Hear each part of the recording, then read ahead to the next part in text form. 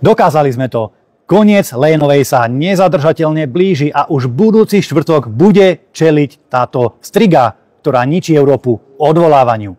Vďaka spolupráci našej frakcie Európy suverénnych národov a frakcii patriotov bude budúci štvrtok hlasovanie o vyslovení nedôvery Leyenovej a Šefčovičovi kvôli tej neschopnosti, ktorú v celej Európskej únii predvádzajú. Hlavným dôvodom na odvolanie má byť samozrejme ten korupčný megaškandál za 30 miliárd eur, prostredníctvom ktorého nakupovala cez SMS-ky vakcíny priamo od Pfizeru. Myslím, že už mnohí chápeme, prečo chceli COVID naťahovať tak dlho.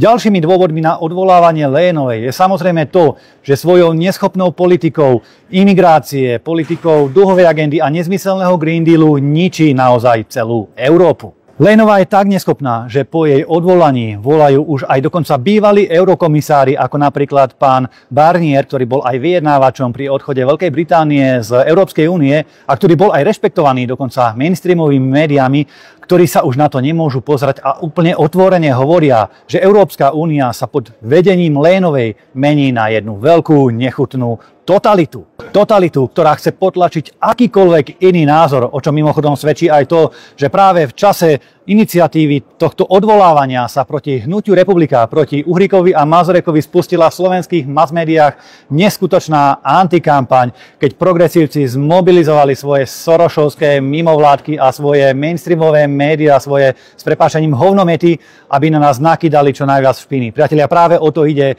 že sme dosiahli historický úspech. Historicky sa aj vďaka podpisom Uhríka a Mazureka ide hlasovať o vyslovení nedôvere Ursule von der Leyenovej. A to je to, čo tých mediálnych prestitútov a progresívcov najviac štve. Takže držte s nami a jedného dňa tú Leyenovú a progresívcov z čela Európy, z Bruselu vyženieme a konečne vrátime aj Európe zdravý rozum.